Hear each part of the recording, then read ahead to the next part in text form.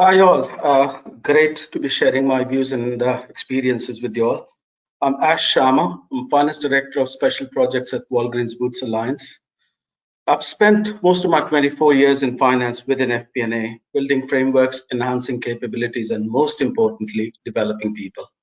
And I'm going to talk about you, the professionals.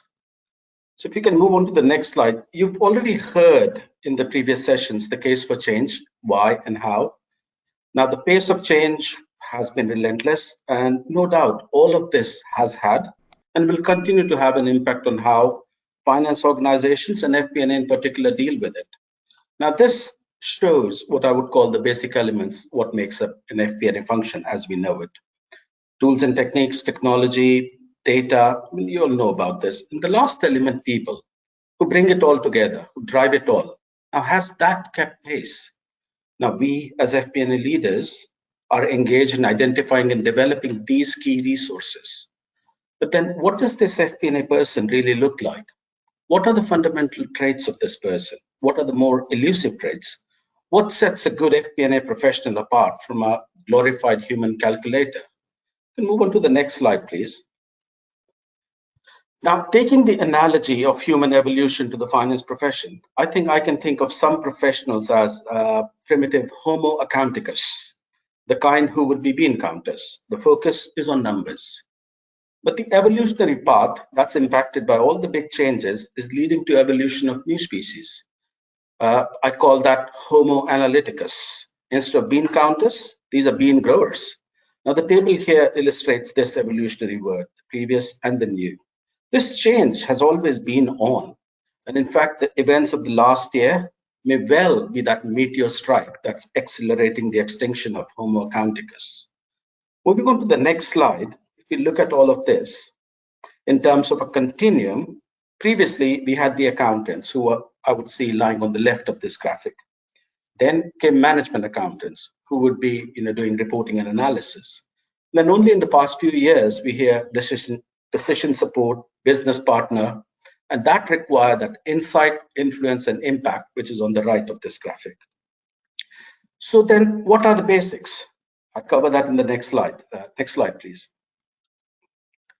First is a deep knowledge of accounting and performance management. That's basic. A strong background in managerial accounting, core financial reporting. I mean, it's always useful to be able to compile historic performance data and identify relationship between revenue and cost, for example. But that's not enough. To be effective, the FP&A professional must have a strong grasp of every functional area of the organization, the internal and external drivers, the resources required to meet expectations, the risks, and the marketplace dynamics. Now, the knowledge coming from these two first areas needs to be put to use. Now, whether that's in terms of complex growth modeling, generating scenarios, or developing insight into drivers, that's the third box on this chart. Then we have the communication skills. Now, I've been in a lot of presentation where even some experienced FP&A professionals who've just given detailed presentation with loads of technical details to top management or board members. Now, at the end, I hear them mumbling, damn, they just don't get it. Now, I always ask them, well, I think what needs to be analyzed is it really them or is it you? Maybe you didn't communicate it that well. And lastly, what is needed is an insatiable desire to solve business puzzles, a powerful innate need to discover and eliminate the underlying drivers and obstacles. These are what I call the basics, the essentials for FP&A. Now, the evolution of XP&A brings further challenges and requirements. Next slide, please.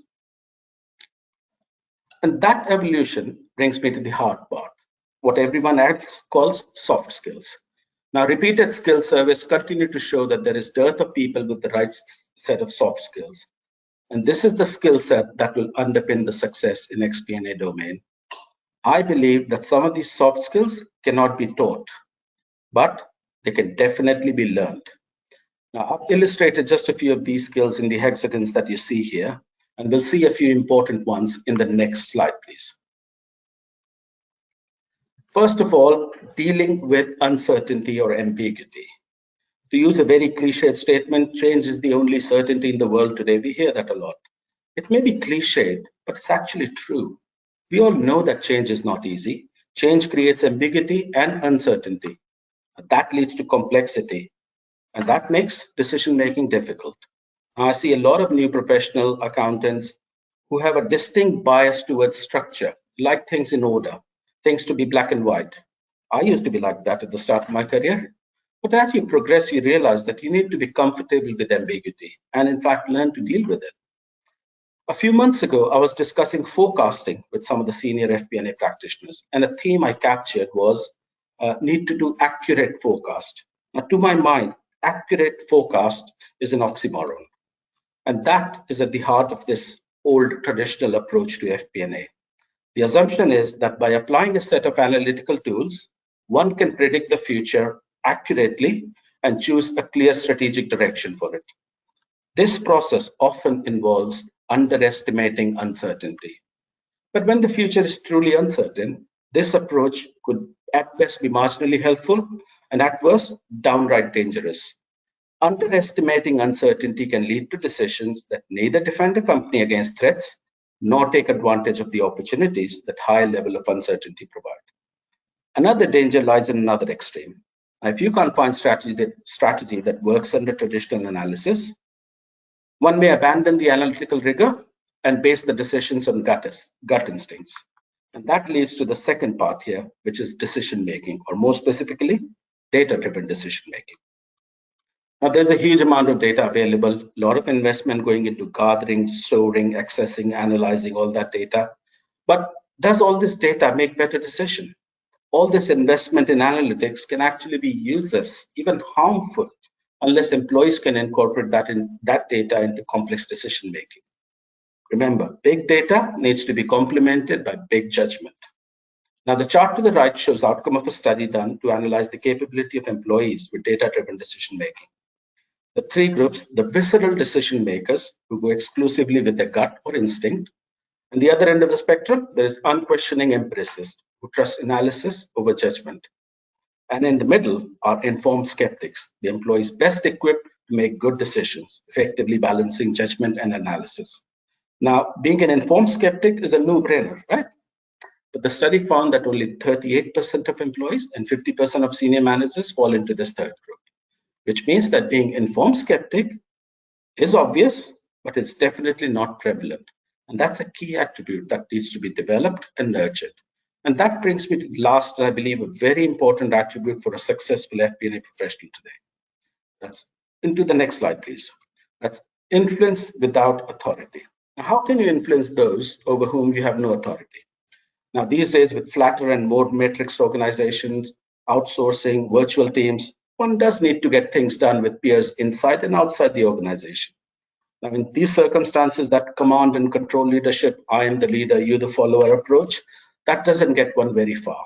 What works is something called lateral leadership. Now, what I've done is I've listed some of these attributes of lateral leadership.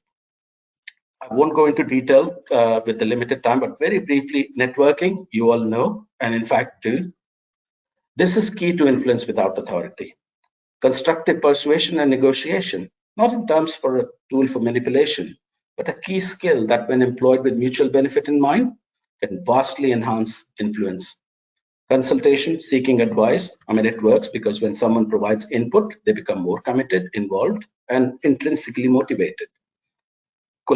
Coalition building, collaboration, that's a fact of human nature that, when several people who collectively advocate an idea, they have more influence than one proponent. And that's why this plays a very vital role in lateral leadership. And lastly, the principle of reciprocity. You scratch my back, I'll scratch yours. We'll move on to the next slide. Now, FP&A success, remember, hinges on people, and XP&A much more so. I've covered a lot of what it would take to be successful as this evolution progresses.